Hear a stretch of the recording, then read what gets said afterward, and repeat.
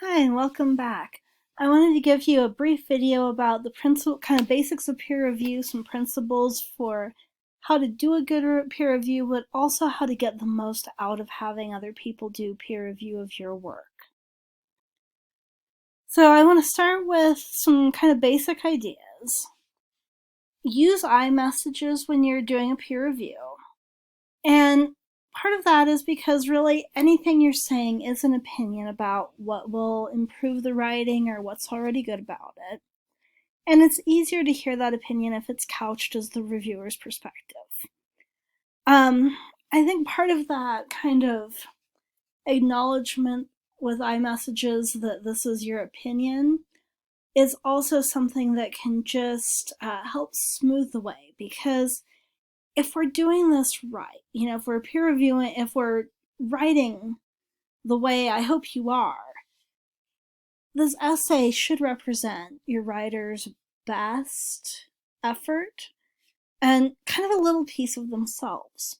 So the last thing you want to do is come in kind of criticism blazing and be like, yeah, you blah and you blah and you blah, because even if it's the same message, it sounds worse when people say you. So try to use those iMessages. Try to keep in mind that what you're offering is your thoughts and opinions as an experienced reader. And I think this is one thing that we don't emphasize enough in peer review, is really you're coming into this as somebody who has background reading things, has background communicating as a human being. You may not be an expert in writing, but you are an expert member of an audience trying to understand a message. It's as helpful, the next point here, it's as helpful to tell your fellow writers what they've done well as it is to tell them what they can improve. If you see something that's really effective, point it out and explain why it's so effective. And like it says here, that is very, very helpful to writers. It kind of lets them know where they've really nailed the skills from your perspective. But I think the other thing I really like to emphasize about peer review is that while you are helping your classmates improve their writing, part of what you're doing, just like we do in the sample analysis, is you're really using that opportunity to see how other people have done this task and really think about how you then would approach that same task. So part of when I say it's helpful to talk about what people have done well and why and what they can improve and why is it lets you think as a writer, what are those effective strategies and how do they work? What are those less effective strategies and how do you avoid them? So I think if you think about this not just as kind of trying to knock out some quick thoughts, but really as an analysis of this sample, it can be really, really helpful, especially since we're going to this online peer review format where you don't get a lot of chance to talk with your classmates. As you peer review, you don't get a lot of chance to interact as you write, unless you guys are talking behind the scenes, which I really hope you are. So this written piece will really, really give you some good chance to dig in, I think. Finally, ask questions to help your fellow writers build their ideas. Think about what's not there, think about what's confusing, and try to help them construct something that will be really robust by asking them the things that confuse you. All right, so you're welcome to fix errors in mechanics. It's very useful if you can explain why you think it's an error. So when I say mechanics, I'm thinking about things like grammar for the most part, spelling, all those kinds of nuts and bolts of writing. If you have ideas about how your writer might change a sentence, revise a paragraph, give them some thoughts about how to do that if you can. I think one thing to remember, especially with mechanics, is most of the time if people know how to do it better, they'll do it better. So part of what we can do to help other writers is give them a thought about how we might do the same thing. That said, one thing I think people get into the habit of doing a lot in peer review is really, really focusing on those nuts and bolts. Your main role as a peer reviewer is not to focus on the nuts and bolts, but it's really to think about the big ideas, think about the organization, and really look at how that piece has been presented. So, you're welcome to correct, but that's definitely not your sole goal. Okay. So I really suggest, especially when we're doing this written format where you can't, again, just turn to the person next to you and say, hey, what did you think about this? Start the peer review by talking about what you would like your peer reviewers to focus on. So is there a section you're not sure about? Is there some part that you really struggled with? Are you feeling like something may be unclear? Go ahead and put a note at the top of your essay that talks about what well, in this case, it'll be in the discussion board, right? Put a note right there in that post when you post your draft. And let your peer reviewers know anything that you feel like you'd like to get feedback on. All right, so as you're doing the review, definitely look back at the assignment and think about how that assignment sheet lays out the assignment. Look at the rubric. Look for a thesis. Make sure there is one for any peer review. Make sure the paragraphs are on the topic of the thesis and that they're supporting that thesis. Look back at what the actual prompt was and make sure that's being addressed.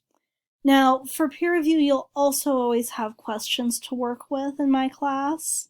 So look at those questions. The peer review questions I give you are usually the things that I try to think of as I'm grading. So I'm also trying to give you some insight into how my brain works when I grade your essays. So definitely use those resources. All right, once you finish the peer review, you'll need to take the advice you've gotten and try to figure out what to do with it. There are several levels of working with the comments and advice you get as a writer. So I like to start with the easy wins. The little things that someone has written down and you're like, oh yeah, definitely, that's so easy to fix. Just do it, get it done. Sorry. If there are things that your classmates have said to you and you know that you're not going to use it, you can decide not to do it. Now, the caveat there is if every single thing your classmate has said to you is something that you look at and think, oh no, I'm not going to do that. You might think about why it is that you're deciding not to listen to that feedback commonly. But there are always those times when somebody says to you, hey, I think you should do this, and you think, well, that's not really what I wanted to do, or that doesn't really fit my style. That's also part of being a good, thoughtful writer, is thinking about what have people said and how does that fit for you. So start with those easy wins. Give yourself time, and hopefully you guys will be getting these reviews on the early end of the peer review rather than at the last minute, so that you can really have a lot of time to think about how this works out. But the next part is going to be to move on to the things that make sense to you, but are going to be harder to do.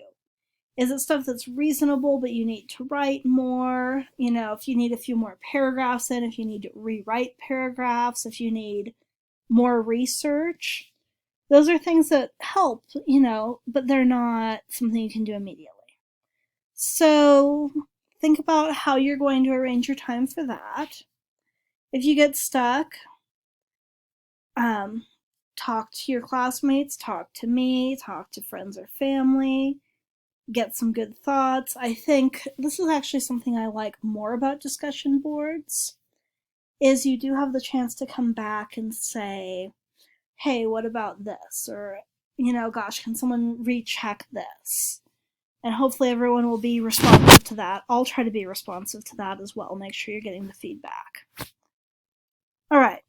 Finally, there's going to be hard stuff. Sometimes there's going to be stuff that people say and you feel like you'd love to improve that, but maybe you don't have enough time right now. Maybe you feel like you need to build skills. Maybe you're still kind of working through the implications of that advice. And I think one thing to remember about revising essays, about this whole process we're going through, is not everything is going to be perfect all the time. I think it's actually fairly uncommon to be completely happy with an essay by the time you turn it in. It's just a matter of making sure that that essay represents you as well as it can in the time and limitations you've got around it. So if there's hard stuff and you feel like it's giving you stuff to think about but you don't feel like you're up for it right now, take that forward to your next essay. And I think really this is a key thing. Come back to that revision. So sometimes you just need to walk away for an hour or two, come back and look at it again with fresh eyes. If you start feeling frustrated, if you start feeling exhausted by revising your essay, go take a walk, go take a nap, and then come back. Finally, I'm not going to make you guys write this revision plan, but definitely take some time to think about that.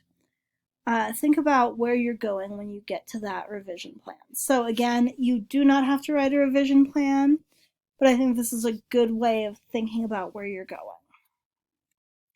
Okay, that's the end of the peer review lecture, and I'll see you guys on the discussion boards.